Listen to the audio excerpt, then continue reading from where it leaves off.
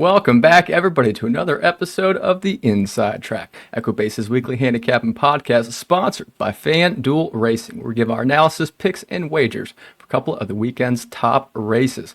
Opening day for Keeneland's 2025 Fall Meet is this Friday. You can watch and wager on all the racing action at FanDuel. So, I'm your host, Ben Kudla, and today I am so thrilled to welcome for the first time on the show Matthew DeSantis from Naira and Naira Bets to preview 3 Breeders' Cup winning your in races on opening day at Keeneland. So, Matthew, thank you so much for being here to handicap one of my favorite days of racing all year, and I just love what you've been doing with Naira, especially the long shots of the day. So everybody out there listening, please check that out on Naira Bets. He has some poppers. So every once in a while we can connect at a pretty big price. So no, thanks so much for having me on, Ben, and so excited for this weekend. Just amazing racing coast to coast, whether you're talking about Belmont at the Big A, Keeneland, Santa Anita, so many of these final Breeders' Cup winning year in races, and particularly highlighted by the wonderful 2-year-old races that we'll talk about. Obviously one of those today with the Alcibiades, but you got the Breeders' Futurity down there at Keeneland opening day, and then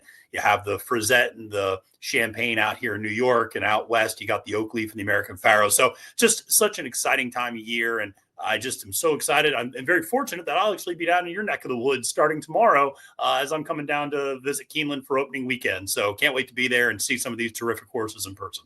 I love that. And, it is like the most beautiful weather today. It's 78, sunny, like no clouds, no wind, and it's going to be the same this weekend. Last fall meet, I think there was not one day there was an off track for the October meet.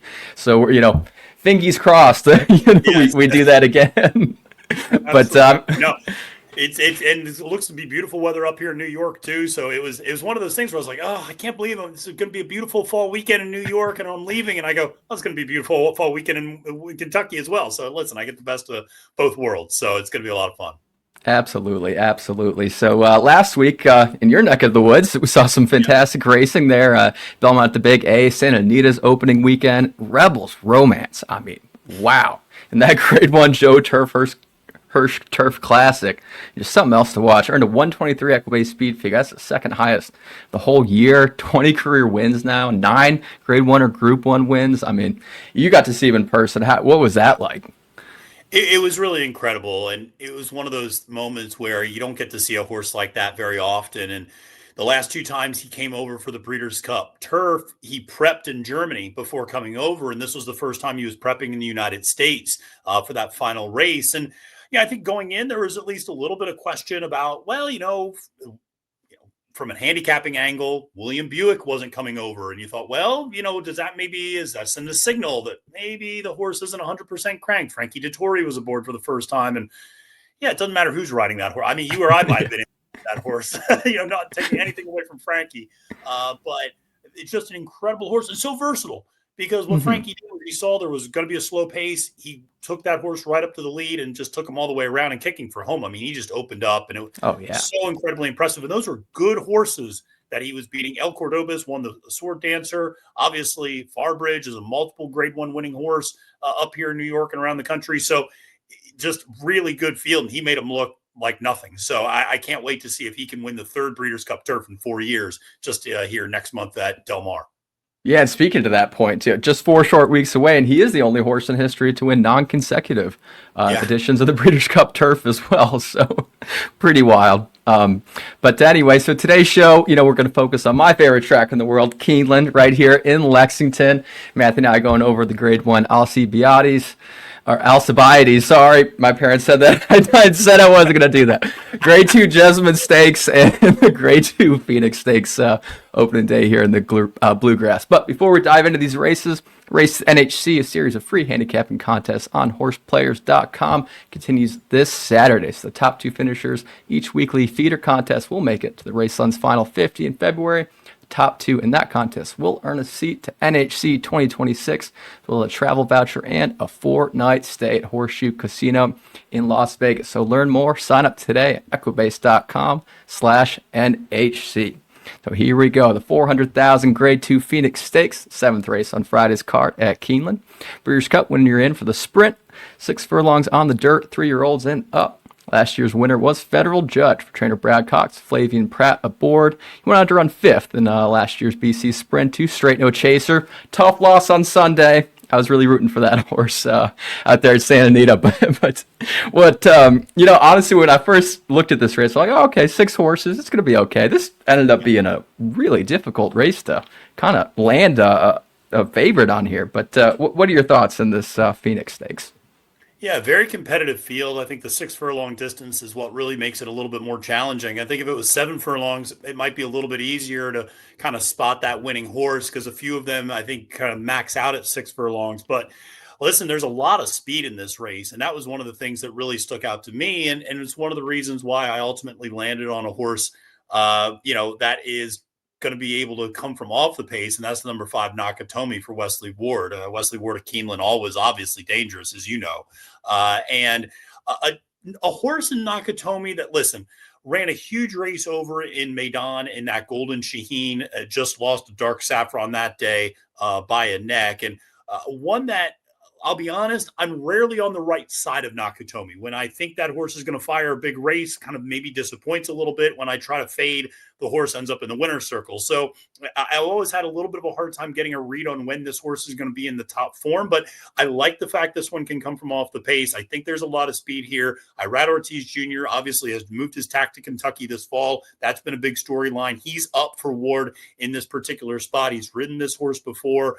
And I just think the 6 furlongs with a lot of speed sets up well for Nakatomi. I think he can get the job done. And I really wanted to, more than anything, try to beat world record in this spot, your morning line favorite. And I thought Nakatomi, while only second choice, at least presented a little bit of value to your morning line favorite world record, who I have a lot of respect for, a lot of respect for the connections. But with all the speed in the race, I worry that they might just get a little burned out that last 100 yards.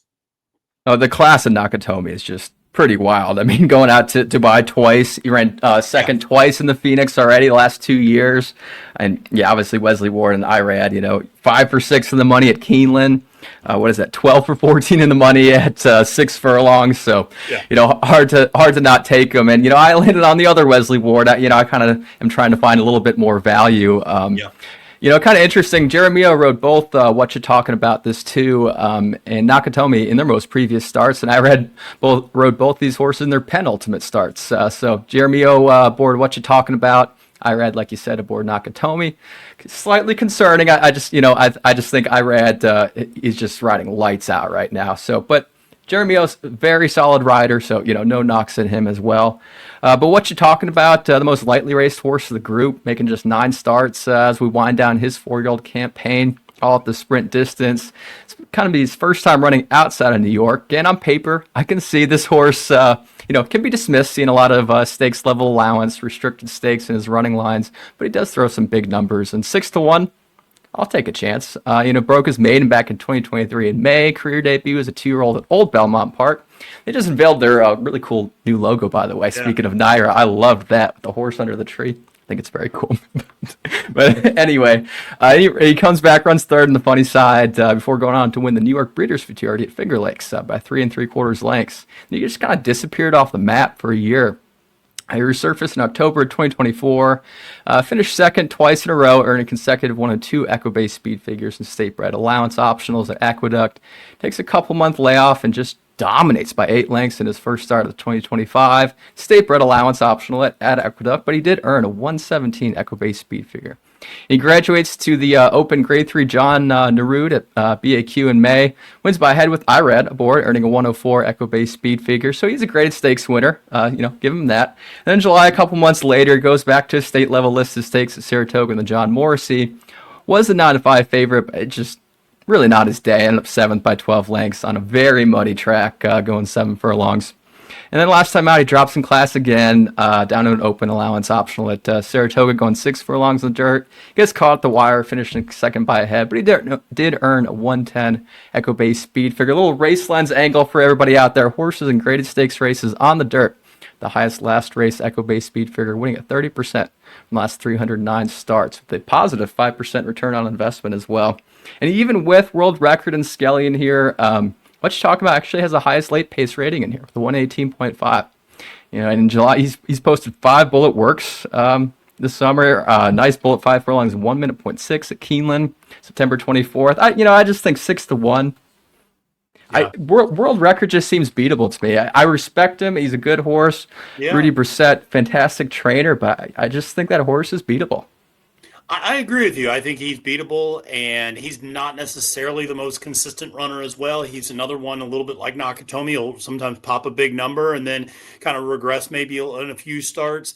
And Skelly is a horse we haven't talked about yet, but that's a horse that I just is not the same outside of Oaklawn Park. And that really is a horse that likes Hot Springs, Arkansas quite a bit. And again, with those two battling each other up in the front, I will say this about what you're talking about. That horse can rate off the pace. If Jaramillo can get the right sort of trip set up, that one can sit right off and will really get first run at the leaders, as opposed to Nakatomi, who's going to be coming from a little further back. So 6-1 on the morning line makes a lot of sense. A very logical horse that I got to see a lot up in person up here in New York. And one of the things I'll say is those state bred races, it's not uncommon to see sprinters be able to come out of that and really compete against open company and compete well against open company in this particular division. Now you start getting into the route races and things like that, and sometimes that's where the class really starts to separate itself.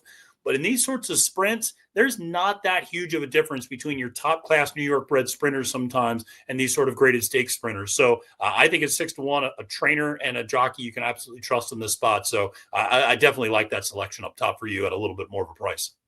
Thanks, man. That's some fantastic New York wisdom right there from our East Coast specialist out there. I love that. I'm learning stuff. So hopefully you all out there, all you Inside Track fans are learning just as much as I am. But anyways, let's just move on to the 400,000 Grade 2 Jessamine Stakes, race 8 on Friday's card. A win and you're in for the Breeders' Cup Juvenile Fillies Turf, mile 16th on the turf for 2-year-old fillies. Last year's winner was Mayday Ready for trainer Joseph Lee with Frankie Dettori up. She ended up with a runner-up finish in last year's BC Juvenile Fillies Turf and finished ahead of Nitrogen, who's just sensational as a 3-year-old. This race, it's interesting. Full field of 12 plus 2 also eligibles, which I think have a wonderful chance as well if they can get in. But who did you land on in here? Yeah, listen, I guess what I'll say is I'll talk a little bit about the horse we both have second initially, which is the number 12 Time to Dream, who's your morning line favorite for Todd Pletcher and Rapoli Stables. Irad Ortiz Jr. up on the mount. And I will say probably the most impressive turf 2-year-old I've seen this year. Just the 2 runs that this one has made, both in the maiden and then in the PG Johnson, were just stunning. I mean, the turn of foot is just jaw dropping on this horse. Now, the problem is she's going to be, this horse is going to be breaking somewhere out in Louisville, out in the 12 post, or maybe Midway or Versailles. It just, it's really out in the middle of nowhere. I mean, and that's the concern, is just when you're drawn that far outside, how much ground are you giving up in the first turn? How much ground are you giving up coming from home? Are you just going to be parked 3 or 4 wide the entire way? And this is a better group than what she's faced, or what this one's faced in the past. And so I was going to try to beat A Time to Dream. I'm going to try to do it with the number 11, a little bit of a price here. Imagination, the lady. And this is a Brendan Walsh runner with Frankie Dettori up, who broke its maiden at Kentucky Downs. And did so in kind of front-running fashion, actually, which, that can be pretty common at Kentucky Downs. Sometimes you'll see those gate-to-wire victories, but this is just a runner that I have a lot of respect for. I a ton of respect for Brendan Walsh. The fact that it's not this time out of a Warfront mare, love the pedigree on this one. You get Frankie up, which I like in this one. This one also had a wide break and a wide post position first time out. I love the fact that Brendan's brought this one back in an aggressive spot, and you've seen this one fire off a bullet coming back from that Kentucky Downs race. Some of the things that I sometimes worry about is, how does a horse come out of Kentucky Downs? Oh, yeah. It's such a different type of turf course. You want to see him come out in good shape, and this one comes out in great shape, firing off a 5-furlong bullet for Brendan. So I just thought, listen, I'm going to try to beat the 12. Really good horse. I have a lot of respect for the connections. Is absolutely going to be included in my late pick 5 ticket, but I'm going to try to do it with a little bit of an upset with number 11 for Brendan Walsh. Everything you said, I agree with. Yeah, especially that bullet work coming out of Kentucky Downs. I mean, I don't know if you've ever been there, but I walked the whole track many times doing GPS stuff this meet, and that's a tricky track, So well, if they can, track. I mean, it's a European style track, and it's I love it. Some horses respond well to it, some horses don't, and some horses bounce back from it really quickly, and others take a little more time to recover. And that's just the reality. I mean, the downhill at Santa Anita is kind of the same way. I mean, there's some unique configurations, and but I know you really like another horse that broke its maiden at Kentucky Downs as your top pick, if I'm not mistaken, for Brad Cox. Yeah, that's right. That's right. And I first off want to start off with some stats. So did some digging of horses, coming from Kentucky Downs to Keeneland. First off, any horses coming from Kentucky Downs that goes in a horseshoe Indy, fantastic angle by the way. But at Keeneland, the last 5 years are just winning at 9% from 989 starts. Horses who last raced at Kentucky Downs, next racing at Keeneland. That drops to 8% in the past year from 267 starts. So I was trying to find some value, and basically every single horse in here besides Time to Dream is coming from Kentucky Downs. But I'll still take Aggressive Lime. I thought 8-1, just a fantastic price. An Authentic Filly out of a Cool Beans, a Candy Ride Dam. Dominated the maiden special weight at KD, going a mile, earning a 75 Equibase speed figure. And Brad Cox is winning at 28% over the last year, with maiden winners last out from 88 starts, 66% in the money, 8.4 out of 10 success score on Race Lens. Love Flavian Pratterborn. He just surpassed 30 million in 2025 earnings already. Just wow, just so good. Yeah.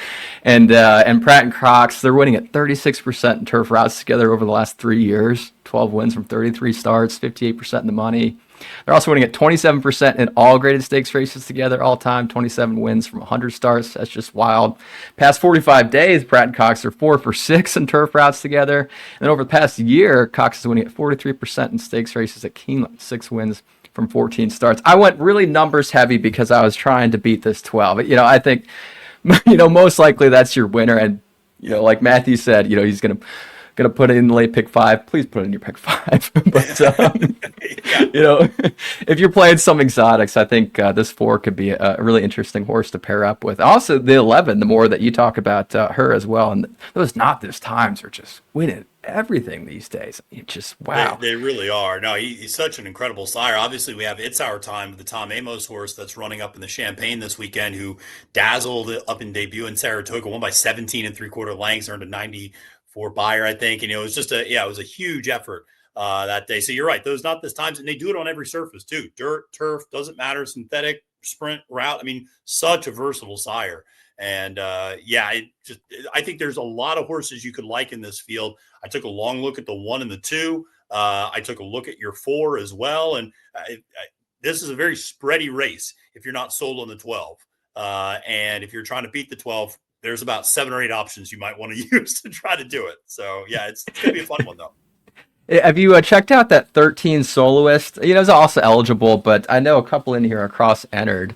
I mean, just the Magners bought this filly privately, interestingly enough. For Kenny McPeak, gets a scratch in. An Intimate filly of a Scat Daddy mare. Mm-hmm. Oh, gosh. I mean, wow. And the Broker Maiden Crew debut at Ellis, going the same distance as well. So she's got that that 2-turn experience, mile 16th on the turf.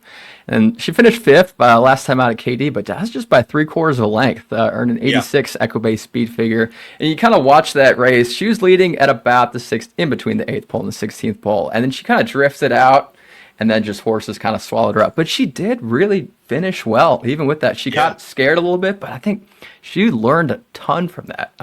It's a tough outside post, if she gets in, but she was able to win off the pace on career debut as well. So just an interesting horse. And listen, she's a nice horse. She's a real nice filly. And, the mare was a 2-time stakes winner on the turf going long as well, going 1.25 miles. So you'd imagine that, more distance is going to be beneficial. Going 2 turns here is actually going to be a real positive for this one. So Johnny V aboard. And one of the things I always say about John Velasquez is he is exceptional with riding 2-year-olds in particular. I mean, Johnny V is a Hall of Famer across the board, but when you put him on a 2-year-old, one of the things that Johnny can do, and he talks about this a lot because he rides for Wesley quite a bit in the spring, he's so good at getting a 2-year-old to relax and just getting them calm and into their motion and into their rhythm.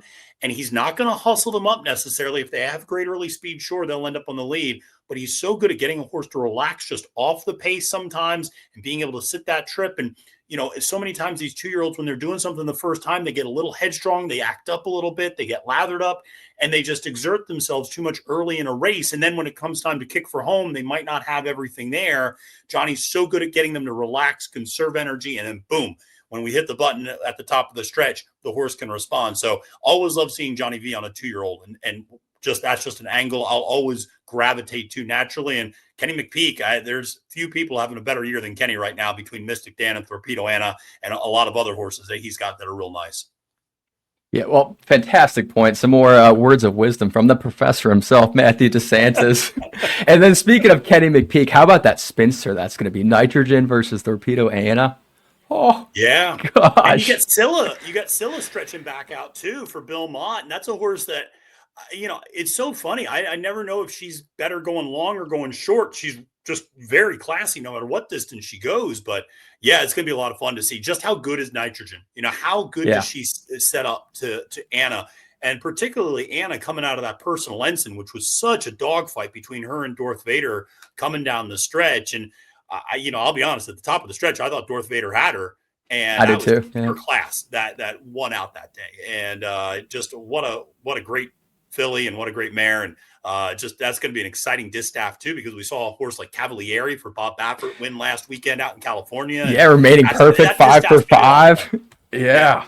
Oh gosh, I know. Racing's just getting so good. I can't believe it's only four weeks until Breeders' Cup. We can see all these horses in one place too. But anyways. Absolutely. So we'll just go on, last but not least, the big feature, the 650,000 Grade 1 Alcibiades Stakes, race 9 on Friday's card. Winning your in for the Breeders' Cup Juvenile Fillies, mile and 16th on the dirt for 2-year-old fillies. Last year's winner was Godolphin's Immersive. Brad Cox, Theron Giroux went on to dominate that Breeders' Cup Juvenile Fillies by 4.5 lengths. She was a favorite for the Oaks. Kind of got off that trail, but heavily favored Tommy Joe, 2-5 morning line, is on the exact same path as Immersive, breaking her maiden at Saratoga on career debut, then going on to win the Spinaway next time out, and now here she is in the Alcibiades. So, do you think anybody can beat this into Mischief Philly? Unless she loads in the gate backwards, it's going to be hard. I mean, it's I don't want to be disrespectful to anybody else, but she is that good. And one of the things, Ben, that's really interesting is so oftentimes, and you see it a little bit with Keeneland in the spring and sometimes even Keeneland in the fall, trainers and connections want to win during certain meets. And Saratoga is one of those meets. Oh, yeah. And Keeneland is one of those meets.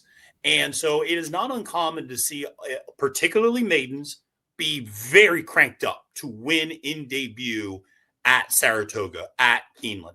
And then what happens next start is they regress a little bit because you can't possibly keep a horse at that level, especially a young horse at that level, for their entire campaign. What was so impressive about Tommy Joe was she backed up her numbers from her debut, and she ran just as well and arguably even more impressively in the Spinaway and won by a bigger margin.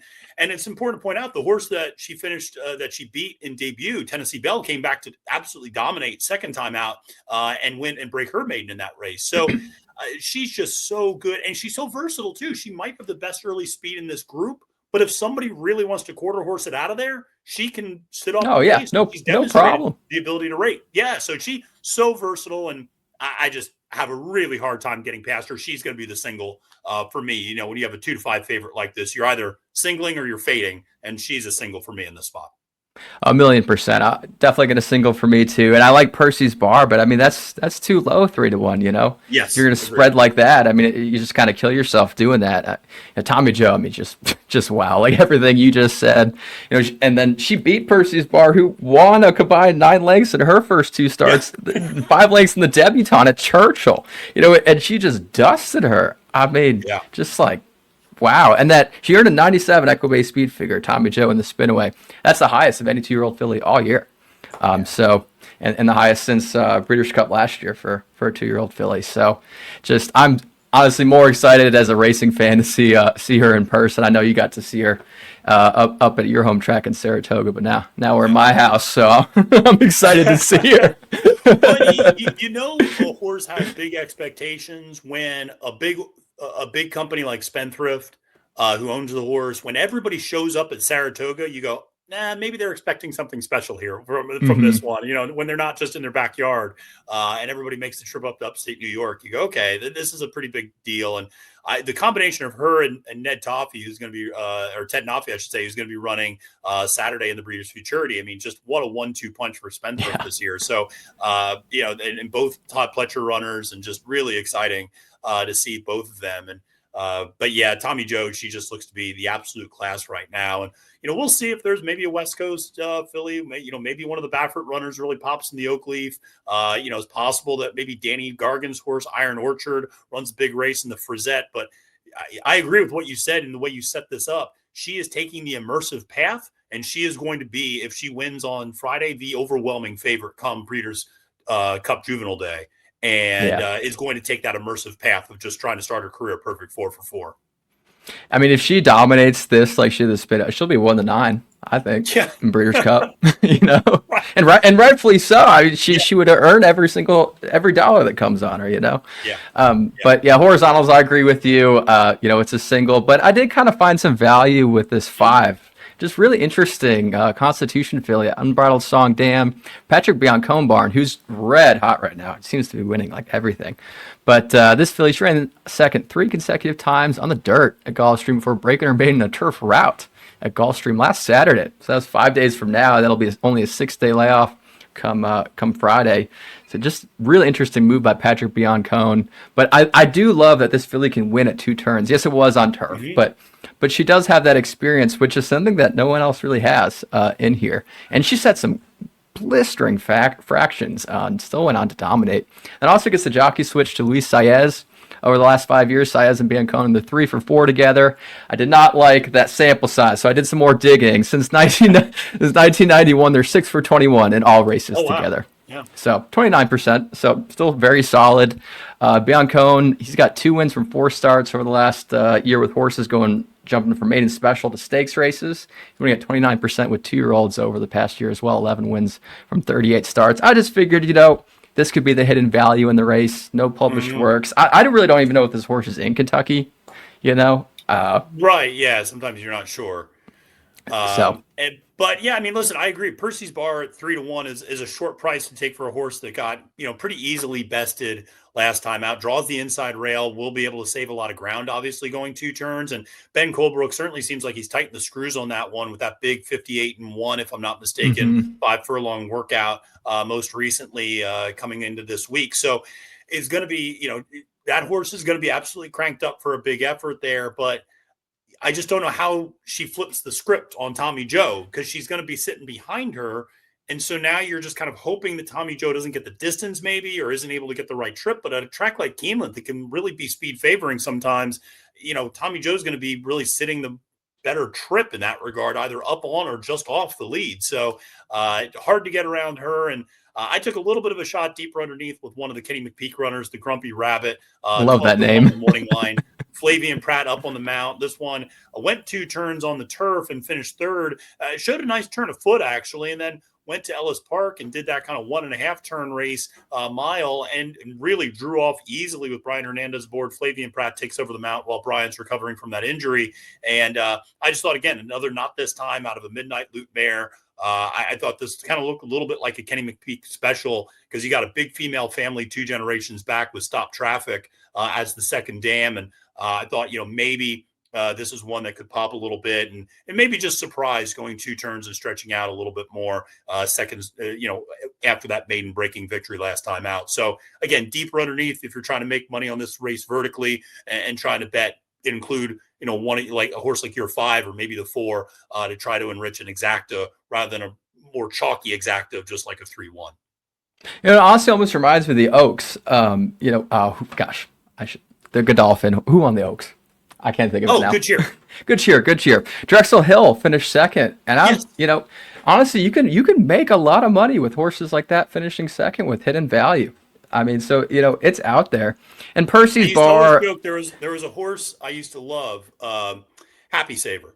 And okay. Happy Saver had just a phenomenal reputation for running second to Flightline or Life is Good. And it was like, Flightline and Life is Good are like 1-5. And then it's like Happy Saver's like 15-1. And I'm like, put them in an exacta. And then they'd hit every time. And I'm like, fantastic. So, like you said, Drexel Hill, that was a horse, loved the slop. I know my colleague Kaylee Shapiro loved Drexel Hill going into that race. And she actually hit that exacta. And so that was, Nice. those are the sorts of horses, though, you do try to look for when you have a heavy favorite. How are you going to make some money off this race if you're just playing it straight up? And honestly, that's the way to go. And it's about diving into pedigrees and maybe who's going to be able to sit a more versatile trip and things like that. So, you never know. But the nice part is it's going to be beautiful weather down there. So can't wait to see everybody put forth their best effort over a fast track. Absolutely. It's just going to be an incredible opening day, opening weekend. If you see Matthew and I, please say hi at Keeneland. And Matthew, this has just been fantastic. This is great. Your wisdom is huge. So thank you so much for being on. No, Ben, thank you so much for having me. It's a real pleasure for me to be on and chat with you about these races. And, that's one of the things, I might be stuck up here in New York, but trust me, I always have one, if not two eyes down in Kentucky for all the great racing that's taking place in the Commonwealth. And so always a lot of fun talking Keeneland with you, and can't wait to see you in a couple of days. Yeah, man, it's going to be great. It's going to be great. Well, everybody, good luck in all your wagers this weekend and have a very safe and good opening weekend at Keeneland. And we'll see you next week.